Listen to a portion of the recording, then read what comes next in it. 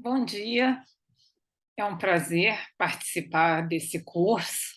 Quero agradecer o convite e falar que a nossa proposta é explorar um pouquinho mais o tema da experimentação animal, especialmente a importância do médico veterinário na experimentação animal. Eu gostaria de começar com essas duas questões que eu considero essenciais. Qual a nossa responsabilidade com a dor do outro? Qual é a dor do outro que nós percebemos? Né? Pode parecer banal, né, perguntar qual é a dor do outro que nós percebemos, mas nós vamos ver como é importante estarmos atentos, olhar o outro e perceber se ele está sofrendo, se ele está sentindo dor, qual é o estado afetivo dele, né? E qual é a nossa responsabilidade em relação a isso, né? Responsabilidade vem de responder, e quer dizer, como nós respondemos a essa situação. E essas questões, elas são importantes em todo e qualquer cenário onde o médico veterinário esteja atuando. Mais que isso, eu acho que ela é importante em todos os momentos da nossa vida, né? Mas especialmente na veterinária, eu acho que tem dois cenários importantes para a gente considerar em relação a isso.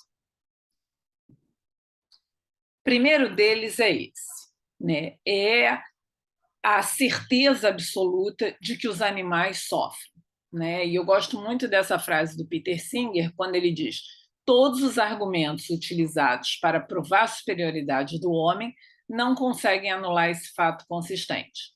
No sofrimento, os animais são nossos iguais, né? Então, o sofrimento de qualquer que seja o animal vale tanto quanto o nosso próprio sofrimento. E ainda, a própria ciência, eu acho que vocês já viram a declaração de Cambridge sobre a consciência, mas nunca é demais lembrar, né, que estamos fazendo 10 anos que essa declaração foi publicada e que, portanto, a ciência ela admite a consciência dos animais, ou seja, eles têm emoções, têm sentimentos, eles sofrem e, principalmente, não é possível dizer que nós não sabíamos.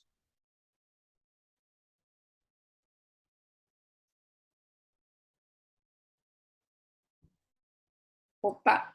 E a outra questão muito importante da gente considerar é esse cenário das interações entre nós e os animais. Por quê? Porque é um cenário marcado por uma simetria. O que eu quero dizer com isso? Os seres humanos têm enorme poder sobre os animais, poder de decidir como eles vão viver, onde eles vão viver, né? E essa relação é ambígua, porque, ora, eles são adorados, amados, bem tratados, e ora são explorados, maltratados, aprisionados, né? Então, na verdade, o médico veterinário ele se depara com um universo muito plural, né? E muito contraditório, né? A charge ali até mexe com isso, né? Se está cantando é porque está feliz. E o ser humano ali berrando, socorro, ajuda, me tirem daqui, né? Então é muito importante aquela questão que nós colocamos, né? Será que nós somos capazes de perceber a dor do outro? Qual a nossa responsabilidade? E aí eu começo lembrando é, no momento em que o médico veterinário termina a sua graduação, ele se forma, ele está pronto para atuar e ele faz o seu juramento, né? E nesse juramento ele se compromete a cumprir os dispositivos legais e normativos, a respeitar o Código de Ética Profissional, buscar harmonia em ciência e arte, aplicar os conhecimentos para o desenvolvimento científico e tecnológico em benefício da saúde única e bem-estar dos animais, promovendo o desenvolvimento sustentável. Então, esse é um compromisso, é um dever do médico veterinário. É muito importante a gente lembrar isso, né? E quais seriam, então, esses dispositivos legais e normativos? Eu separei alguns, principalmente relacionados ao âmbito né, da experimentação animal, da atividade didático-científico, que são normativas importantes de serem conhecidas, né? Primeiramente, eu quero destacar aquela que fala sobre maus tratos aos animais, a Lei de Crimes Ambientais, né? Segundo a Lei 9.605, de 12 de fevereiro de 1998, é crime, né? No artigo 32 está lá: praticar ato de abuso, maus tratos, ferir ou mutilar animais silvestres, domésticos ou domesticados, nativos ou exóticos. E ainda, incorre nas mesmas penas quem realiza experiência dolorosa ou cruel em animal vivo, ainda que para fins didáticos ou científicos, quando existirem recursos alternativos, né? Ou seja, uma questão que sempre era colocada em relação a essa lei é: bom, mas o que são maus tratos? Será que isso é crueldade? Né? Como não havia uma definição na legislação. Isso acabava gerando um pouco de dificuldade na aplicação da lei. Então, em 2018, essa resolução do Conselho Federal de Medicina Veterinária, resolução 1236, ela vem a definir o que são maus tratos, né, o que é crueldade, o que é abuso. Né? Então, está lá: maus tratos, qualquer ato, direto ou indireto, comissivo ou omissivo, que intencionalmente ou por negligência, imperícia ou imprudência provoque dor ou sofrimento desnecessários aos animais. Né? Então, é importante destacar essa questão do omissivo, né, da imperícia, da imprudência, da negligência, né, ato direto ou indireto. Né? E é claro que em algum momento a gente vai se questionar: bom, mas sofrimento desnecessário? E a pergunta que eu trago para vocês é: será que algum sofrimento é necessário? Quando é para o bem-estar daquele próprio indivíduo, sim, às vezes um tratamento que acaba sendo um pouco doloroso, né? Mas, tirando essa situação, seria necessário algum sofrimento? Né? Acho que esse é um conflito que o médico veterinário enfrenta muitas vezes. Né? Outra lei importante é a Lei 11.794, de 8 de outubro de 2008, né, que é a lei que estabelece os procedimentos para uso científico de animais.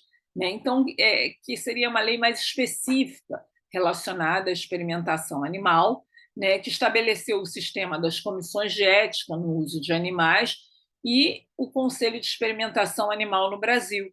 E ela fala sobre várias condições da criação e do uso de animais no ensino e na pesquisa. Eu não vou me deter sobre as legislações, mas eu deixo aqui, né, as referências que são importantes para vocês conhecerem. Né? E quando a gente, então, pensa no papel do médico veterinário nesse cenário, né, aí é fundamental lembrar a Lei 5.517, que é a lei que regulamenta a nossa profissão e que deixa bem claro que é uma competência privativa do médico veterinário a prática da clínica em todas as suas modalidades. Então, quem vai poder falar sobre o estado de saúde desse animal, né, realizar cirurgias, né, prescrever medicamentos, na verdade, é o médico veterinário. Essa é uma responsabilidade legal. Né? E ainda, o Conselho Federal de Medicina Veterinária e o CONSEA reforçam que é privativo também do médico veterinário a responsabilidade técnica sobre as instalações animais, os biotérios, instalações de criação, de utilização. Então, todo local relacionado à experimentação animal é obrigatório a ter um RT, um responsável técnico, médico veterinário, exatamente para que ele possa acompanhar de perto toda a situação de saúde desse animal. Né? E ainda, nas comissões de ética de uso de animais, também é obrigatória a participação do médico veterinário. Então, isso está na resolução normativa 51 de 2021 do Conselho, essa é a resolução mais recente. Isso já estava previsto lá atrás, desde o início, né? Mas a anterior foi revogada. Essa é uma resolução que abarca mais coisas, né? Mas que deixa claro que as comissões de ética são integradas também por médicos veterinários, né? Ou seja, o médico veterinário ele obrigatoriamente ele tem que estar nesses cenários de experimentação animal, né? Eu gostaria ainda de fazer aqui uma observação bastante importante, né? O que significa falar em experimentação animal, né? São pesquisas envolvendo animais. Mas, na medicina veterinária, existe também aquela pesquisa, aquele tipo de pesquisa, em que o animal, muitas vezes, é o beneficiário da pesquisa. Por exemplo, pesquisa clínica, né? Assim como ocorre a pesquisa envolvendo seres humanos, em que esses seres humanos eles podem até se beneficiar de um tratamento novo, de um procedimento novo, e é claro que todos os riscos têm que ser avaliados, todo cuidado, uma série de procedimentos éticos levados em conta.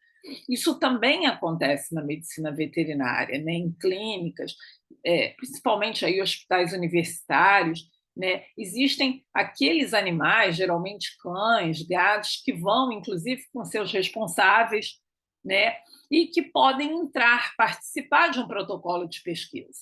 Tá? Então, nesse caso, claro que vai ter que passar por comissão de ética, todas as mesmas legislações de pesquisas envolvendo animais, mas aqui também, né, aqueles princípios que a gente discute para pesquisa envolvendo seres humanos se aplicam, no sentido de que, por exemplo, é preciso consentimento, o termo de consentimento livre e esclarecido do responsável por aquele animal, né? Ele, afinal de contas, muitas vezes ele está levando a um hospital ou uma clínica para aquele animal obter um tratamento. E é importante, então, ele ser esclarecido de que há um protocolo experimental e que ele pode ou não participar. E se assim concordar, é importante que aquilo tenha algum benefício para o animal, né? Na verdade, geralmente é um animal doente, um animal que tem algum problema e que pode, inclusive, se beneficiar da pesquisa. E não ter malefício, não pode causar um dano a esse animal, a não maleficência, né? Então, nós costumamos levar em conta na medicina veterinária também esse animal que muitas vezes é o próprio beneficiário daquela pesquisa. Mas geralmente, quando a gente usa o termo experimentação animal, a gente está falando muito da pesquisa biomédica, né? Aquele tipo de pesquisa em que o animal é um modelo, né? Se trabalha com o animal como modelo, seja para outras espécies, seja para outros animais daquela espécie, e grande parte aí para humanos, né? Para conhecimento aplicável em humanos. Então, aí reside o nosso grande conflito, né? Por quê? Porque nós estamos falando em custos sobre um indivíduo para benefícios em outro indivíduo. Então, essa aí entra uma situação do dilema ético, do conflito ético, né? E de um grande problema que nós temos lidado com isso. E a pergunta que eu coloco aqui é essa: que tipos de narrativas de prevenção da dor, então, nós temos construído? Ou seja, como lidar com essa situação, né, da experimentação animal, né, de que alguns animais são usados muitas vezes em prol de outros, né? Bom, o que tem se preconizado são esses 3 R's, né? Lá desde 1959 foram propostos por Russell e Bush, e com o crescimento, né, das atenções voltadas para a experimentação animal, com os movimentos de proteção animal, com as demandas pelo fim dos experimentos em animais, né, esses 3 R's, então, vão ser usados nas legislações, nas comissões de ética, para avaliarem os protocolos. E o que são esses 3 Rs, né? Que eu acredito que vocês já conheçam. O replace, a ideia de substituir o uso do animal, o reduce, a ideia de reduzir, e o refine, a ideia de refinar, ou seja, causar menos sofrimento ao animal, aumentar o bem-estar. E aí eu quero trazer aqui uma reflexão. Quando eu digo substituir, a ideia que me vem à mente é que a vida do animal é valiosa, né? Ela não deve ser usada, ele não deve ser usado como se fosse um mero objeto, uma mera ferramenta de pesquisa, né? Quando eu falo reduzir, isso me coloca uma questão. Bom, mas como eu vou escolher uns e não outros, né? Quer dizer, é claro que quanto menos sofrimento no mundo é melhor, né? Quanto mais vidas poupadas é melhor, mas a ideia de reduzir ela não é suficiente. Ela coloca esse desafio de que alguns serão usados. E refinar.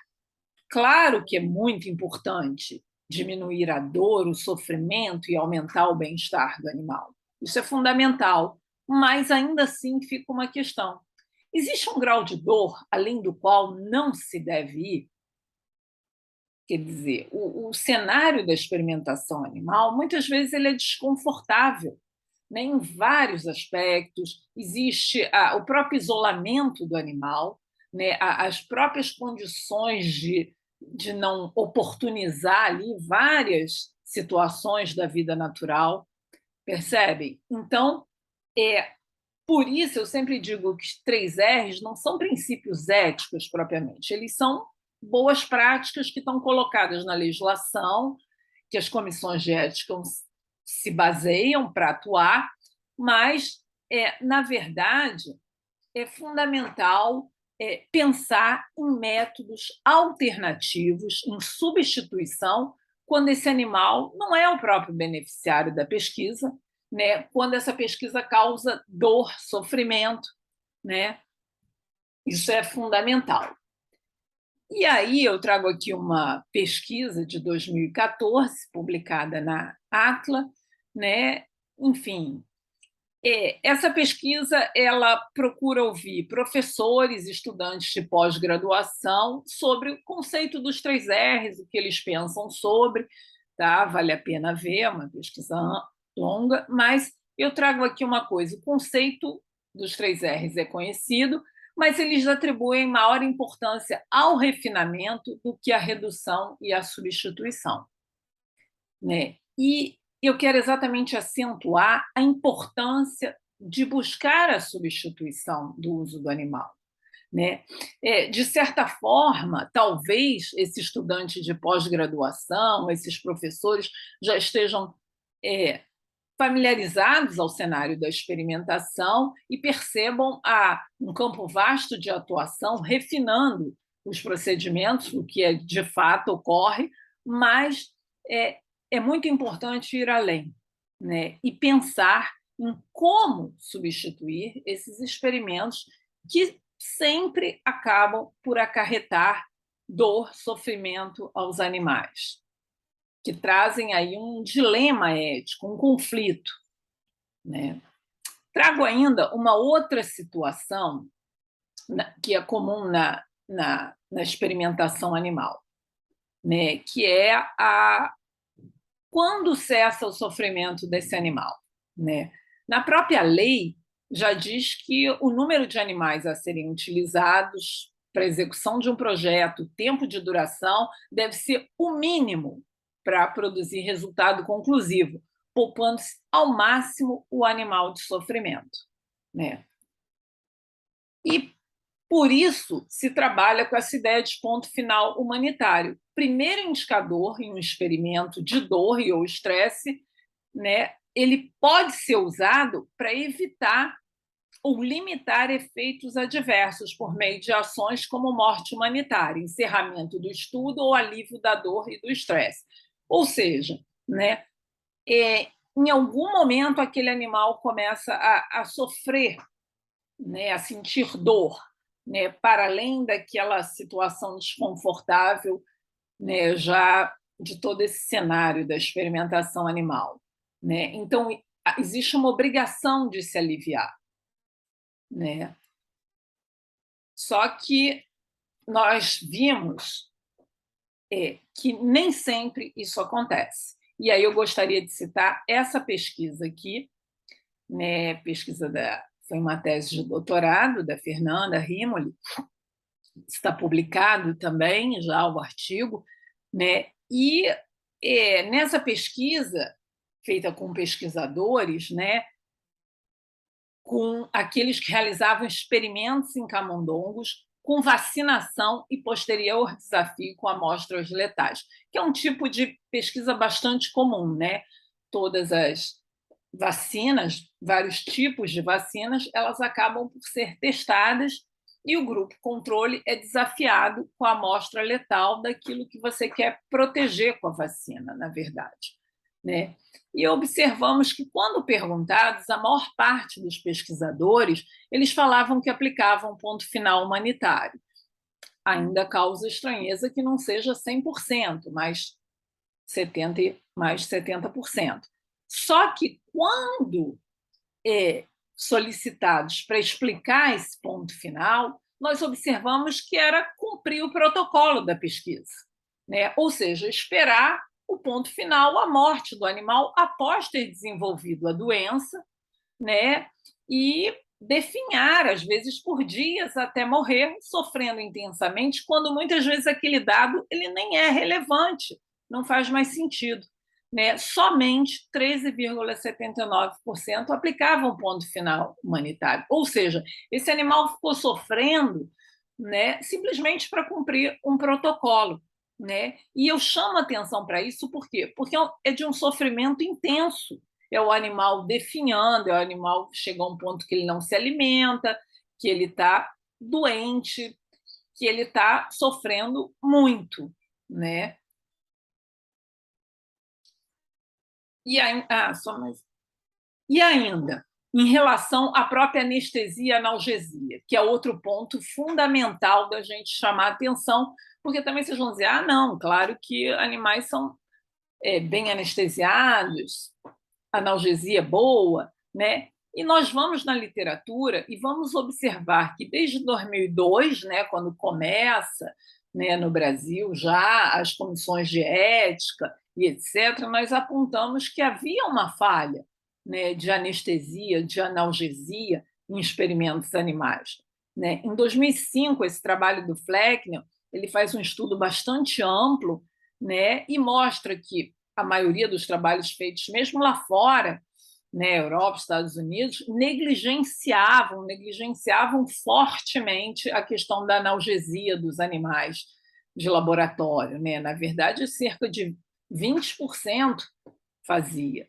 E agora, esse trabalho mais recente, de 2020, feito aqui no Brasil, autores brasileiros, mostram que na verdade, 15% sequer aplicou analgesia aos animais em estudos dolorosos, né? E que muitos, na verdade, eles reconhecem a importância de analgesia, de anestesia, mas eles falham, né, quando são pedidos para categorizar o nível de severidade de um experimento, né, e, consequentemente, acabam falhando na aplicação da anestesia. Então, é preciso ainda avançar muito nessa área. Né? E aí eu chamo a atenção do médico veterinário. Por quê? Porque esses estudos, em grande parte, né, eles foram aprovados por comissões de ética. Esse de 2020, todos devem ter sido aprovados por comissões de ética, em que havia a presença do médico veterinário, há um responsável técnico, né? E é importante, então, que esse médico veterinário mostre e faça valer o não sofrimento desses animais. Né? É fundamental essa atuação. Opa! E ainda, um outro grande desafio, né, é que, quando nós falamos em bem-estar, nós não estamos falando só em tirar a dor. Vocês viram que eu mostro exemplos em que há dor intensa, né? Eu falo de coisas bem óbvias, como analgesia, anestesia, antecipar o ponto final, mas nós, na verdade, temos que enfrentar o desafio muito maior de entender que bem-estar não é só ausência de sofrimento. Né? É preciso muito mais para que esses animais, de fato, se sintam bem. Eles têm que ter estados afetivos positivos. Né? As condições têm que permitir que esses animais sejam estimulados, que esses animais fiquem alegres, que eles brinquem, né? Que eles exerçam seu comportamento natural. Né? Então, observem como o cenário da experimentação animal é desafiador em termos de bem-estar animal e como é muito importante buscar substituir, né, essas pesquisas. Então, eu quero já encerrando, né, concluir algumas coisas. O sofrimento nunca é neutro para aquele que sofre. Né? Por isso, é fundamental esse nosso olhar atento ao sofrimento do outro, essa responsabilidade com o sofrimento do outro. Né? É claro que sofrer menos é melhor do que sofrer mais. Então, é sempre importante atuar na dor, no sofrimento, né, para melhorar o bem-estar, naquilo que pode ser feito, naquilo que deve ser feito. Mas não basta isso. É preciso ir além. Porque a nossa oposição ao sofrimento animal, ela assinala que os animais têm vida dotada de valor significativo. Né? O sofrimento ele não é algo abstrato, ele é algo que está acontecendo em alguém, em um ser. Né? E é isso que tem valor. Né? Quando nós falamos em não sofrimento, é para que esse indivíduo não sofra, para que esse indivíduo tenha bem-estar animal. Então, aqui também é importante lembrar que prevenir a dor não é a única ação a ser feita ou pensada por aqueles que pensam na vida daquele que sofre. É importante muito mais. É importante, de fato, um compromisso com esse outro indivíduo, para que ele tenha uma vida plena, né, para que ele possa viver bem. Gente, muito obrigada. Eu deixo aqui meu e-mail, né? Meia hora é um tempo curto para um assunto tão amplo, mas eu espero que algumas ideias centrais eu tenha conseguido passar para vocês. Muito obrigada pela atenção. Até a próxima.